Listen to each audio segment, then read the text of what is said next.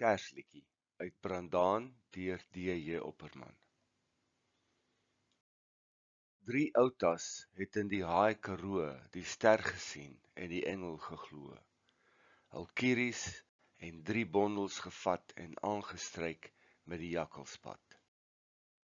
Al agter die ding wat skuivend skyn, op 'n plakkie, 'n klip, 'n syferfontein. Oor die sink en sak van distrik 6, waar 'n kersie brand in 'n stikkende fles. En daar tussen esels en makreel, die krib gesien en neergekniel. Die skaapvet, eiers en biltong, nederig gelê voor God se klong. En die Here gedank en gesang en gebed, vir 'n kindjie wat ook die volk sou red. Oor die hele affære het uit 'n hoek 'n broeisbantam agterdogtig gekloek.